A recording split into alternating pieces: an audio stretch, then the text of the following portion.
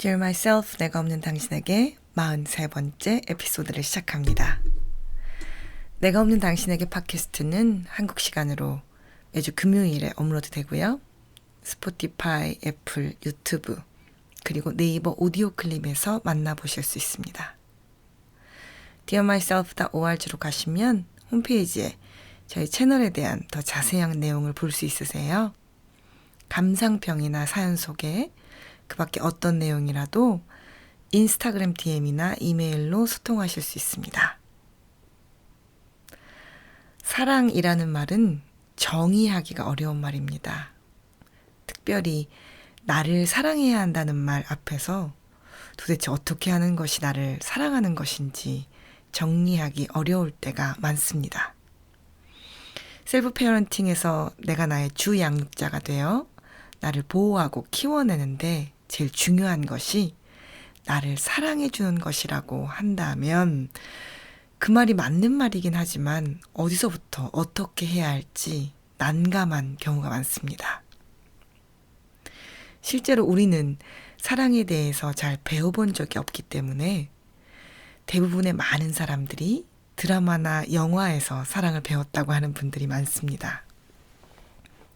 하지만 실제로 결혼을 해서 그 관계를 유지해보거나 아이를 낳아서 기르게 된다면 드라마에 나오는 사랑은 대체적으로 환상에만 존재하는 환타지라는 걸 알게 되죠. 그럼에도 우리는 계속해서 드라마나 영화에 나오는 사랑과 현실을 비교하게 되죠. 왜냐하면 재미있는 드라마가 끊임없이 나오기 때문일까요? 자기를 사랑하는 것이 어려운 가운데에는 여러 가지 이유가 있겠지만 내가 없는 당신들은 조금 더 어려움을 겪는 것이 사실입니다. 자기가 소멸되었다는 것은 자기를 사랑하지 않아 그렇게 되었다는 뜻이기도 하지만 동시에 자기를 사랑하는 방법을 배우지 않아 그렇게 될 수밖에 없었다는 말이기도 합니다. 주로 내가 없는 당신들에게 자신을 사랑해야 한다고 말씀드리면 어색해서 못하겠다고 하시는 분들이 많습니다. 그 말이 어쩌면 맞는 말입니다. 이제까지 하지 않았던 것들을 해야 하니 어색할 수밖에 없을 것입니다. 하지만 문제는 무엇이 사랑인지, 사랑한다는 것이 무엇인지 몰라서 드라마에서나 나올 법한 방법으로 나를 사랑하려고 한다는 데 있죠. 나한테 막 사랑해 이런 말을 지금 하라는 말씀이세요? 막 다정한 말투로 말하라고요? 아니 지금 빚지고 사는 중인데 나를 위해서 선물을 사주라고요? 시간이 하나도 없는데 그래서 잠잘 시간도 모자란데 나한테 막 하고 싶은 걸 하라고 해요? 이렇게 따지듯이 어떻게 그런 것이 가능하냐고 물어오실 때도 많습니다. 물론 그런 것들이 다 사랑의 표현입니다. 하지만 그런 것들을 해야지만 사랑한다는 말은 아닐 수도 있습니다. 나를 사랑하는 것은 생각 외로 단순하고 간단한 일부터 시작할 수 있습니다. 감정이 폭발하는 것이 어려운 분이 계셨습니다. 자꾸 화가 폭발해서 본인이 분노 조절 장애라고 스스로 진단하고 저를 찾아오신 분이셨습니다. 오랫동안 상담을 해보니 감정의 폭발의 경험은 어린 시절부터 있었던 일이고 그것은 본인의 잘못이라기보다는 거절하는데도 계속 강요당해왔던 일에 대해 본인을 지키려고 참다 어쩔 수 없이 일어나는 일이라는 것을 함께 발견하게 되었습니다. 물론 분노 조절 장애도 아니셨고요. 물론 이것을 이해하고 폭발하는 횟수는 훨씬 줄어들었지만 외부 자극과 참음 그리고 폭발로 이어지는 행동이 이미 마음 깊숙이 정착한 터라서 그 일들이 한 번에 사라지는 것은 아니었습니다.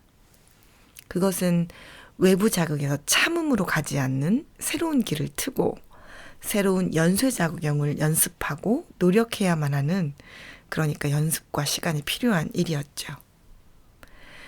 그럼에도 불구하고 참음과 폭발로 이어지는 일들이 찾아올 때면 끊임없이 자책과 괴로운 마음이 함께 찾아왔습니다. 주로 마음을 잘 다스리셨지만 때때로 본인이 끝도 없이 나무라고 자책하는 경우도 종종 있으셨죠. 그래서 지난번 세션에서는 감정 폭발 직후에 들리는 나를 지배하는 목소리를 만나보라고 권해드렸어요. 나를 지배하는 목소리가 무엇인지 궁금하시다면 지난번 42번째 에피소드를 참고하세요. 어쨌든 그분은 자신이 폭발하고 나면 찾아오는 목소리에 대해서 이렇게 말씀하셨습니다. 넌 쓰레기야. 너만 들어가면 분위기가 안 좋아져. 어떻게 너랑의 대화는 다 화나는 걸로 끝이 나? 넌 그 욱하는 성질머리 때문에 인생을 말아먹을 거야. 그런데 이 목소리를 글로 쓰고 보니 참 가혹한 목소리라고.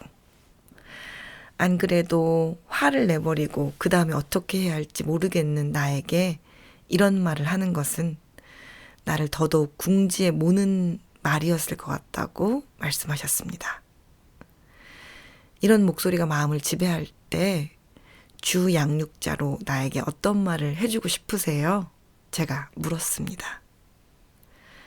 좀 주저하시면서 이런 말들을 들었다니 마음이 힘들었겠다? 라고 대답하시며 말끝을 흐리고 올리셨습니다.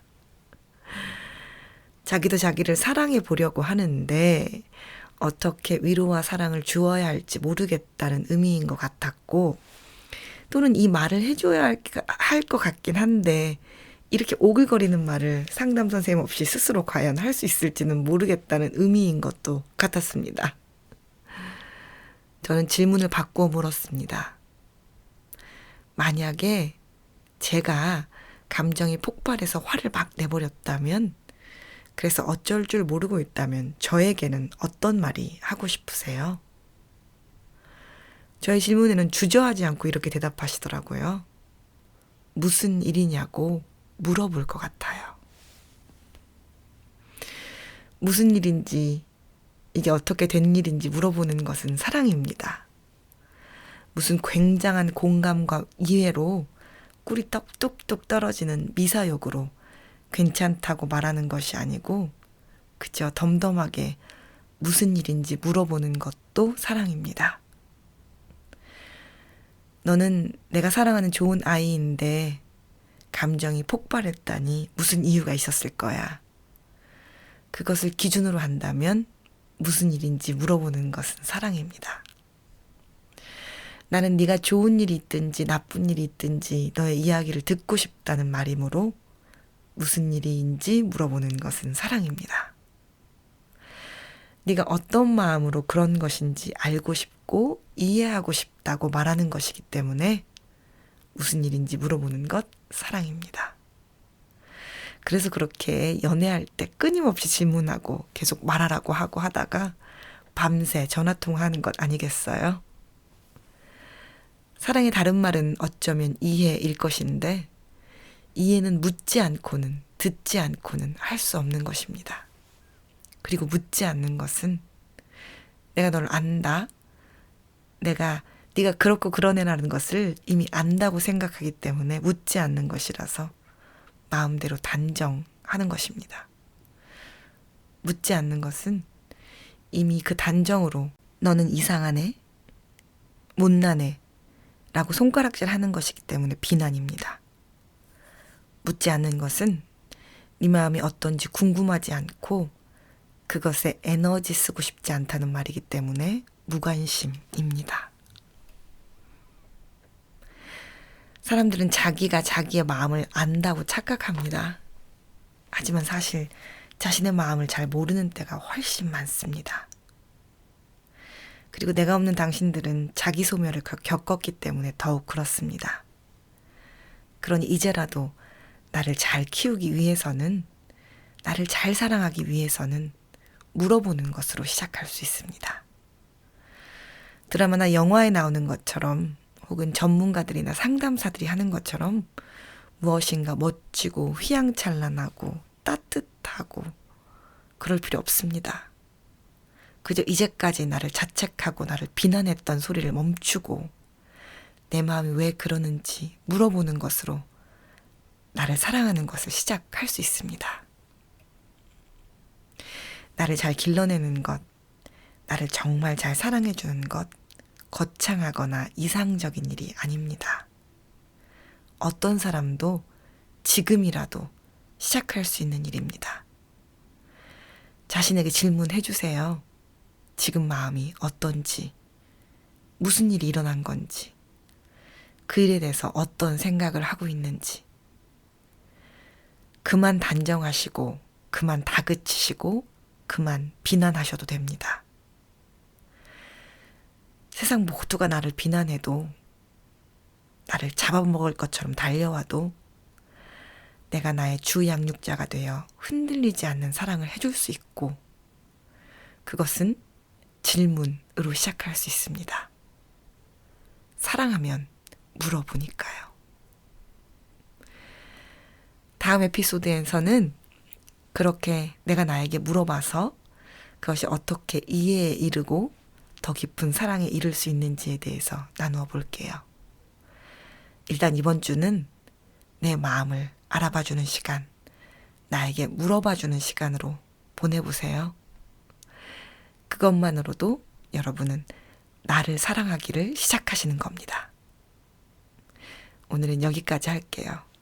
끝까지 함께 해주셔서 감사합니다.